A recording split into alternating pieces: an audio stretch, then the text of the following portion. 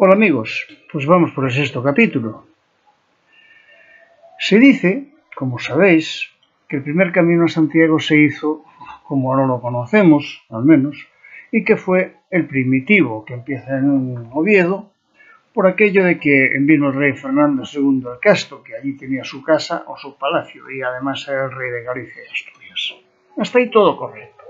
Pero luego la historia ya empieza a torcer la verdad, y por eso yo quiero puntualizar algo muy serio para que los historiadores, si me quieren tener en cuenta, y entonces me explico. Dicen que el segundo camino a Santiago en la antigüedad es el francés o el de los francos. Pues no, señor, aquí no admito discusión. No fue ese camino ningún otro de los conocidos hasta ahora. El segundo camino en la antigüedad, y que no se nombra, es el del Ribeiro a Santiago. Pasmados pueden quedar muchos, pero todo tiene su lógica, una lógica histórica además, y que os la voy a contar. ¿Que no hay documentos que lo acrediten? ¿Y qué? No es necesario.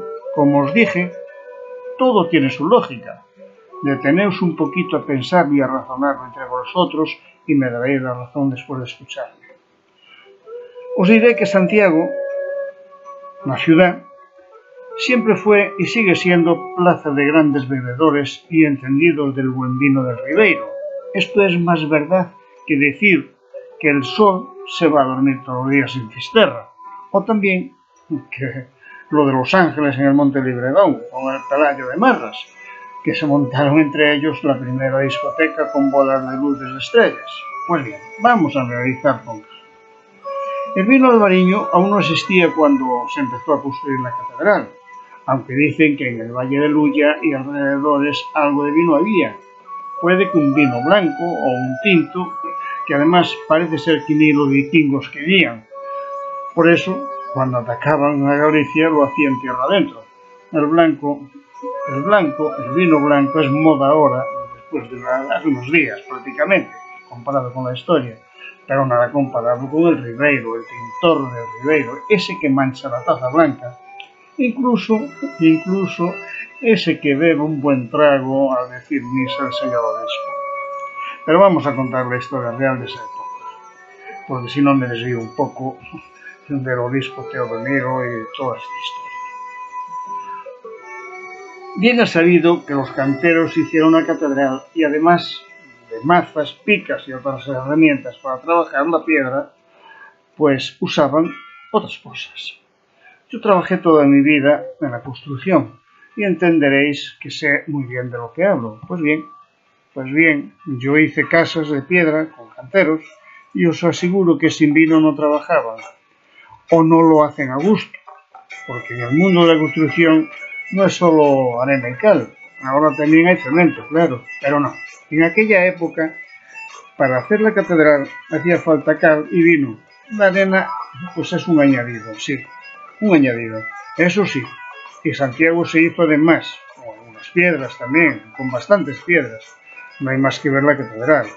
Pero repito, también se hizo con vino que llegaba del Ribeiro y entraba por la puerta de los arrieros, así ya le llamaron en aquella época. Hoy ya, como no van los arrieros, le llaman de mazareros. Será porque si se toma mucho vino, el personal, como decimos aquí en Galicia, se maza.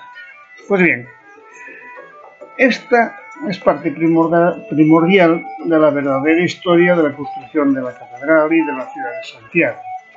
Porque ya en aquella época su eslogan municipal, creo que era, no estoy seguro, pero creo que era Santiago, Piedra y Ribeiro. Además, agrego para hacer más énfasis en mis palabras, que os diré que cuando se iba a alguna batalla, las había casi a diario en aquella época, los soldados tomaban buenas dosis de Ribeiro, y no es que dijeran aquella frase que la historia nos endosó de Santiago y cierra España, no. Decían Santiago con Ribeiro reconquistamos España a los moros. Y así fue que llegamos a los reyes católicos en la historia, tomando Granada, con la ayuda del Ribeiro y del apóstol, claro. Y en reconocimiento, pues ellos vinieron a dar las gracias al apóstol, a Santiago, por ganar la Alhambra al moro Boabdil. y mandaron a hacer un hostal o un albergue para peregrinos, pero claro, lo que ahora hay es solo para los ricos, en la plaza del Obradoiro. Pero no solo vinieron en peregrinación los reyes católicos, no, o el rey Alfonso II el Casto, no, porque con ellos, al pasar de los siglos, empezaron a venir muchos a pedir al apóstol. Es que vino pues, una caterva de reyes y de la gente a la sombra de ellos.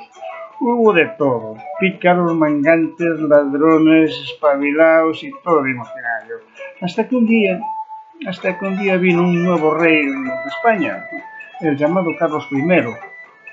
Pero este también vino a pedir, pues le caía en camino Santiago de Compostela, donde estaba el apóstol, y él, que se iba a embarcar a La Coruña para ir a Alemania y hacerse emperador conforme.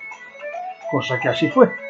Luego, años más tarde, vino su hijo, el tal Felipe II, otro que le caía en camino, Santiago, porque se iba a Inglaterra a casarse.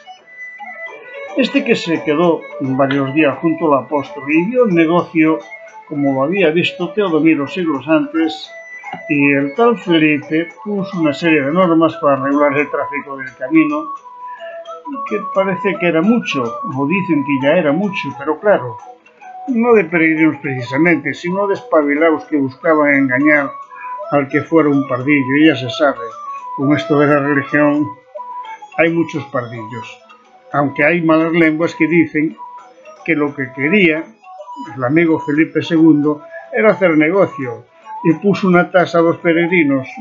A ver, cosa más o menos salvando las distancias como pasa ahora con la credencial y la Compostela y alguna cosa más. Esto está escrito, pero parece que no interesa publicitarlo mucho para no molestar. De todas formas, el negocio sigue en marcha y lo seguiremos contando. Queda mucho por contar, amigos. Tener un buen camino.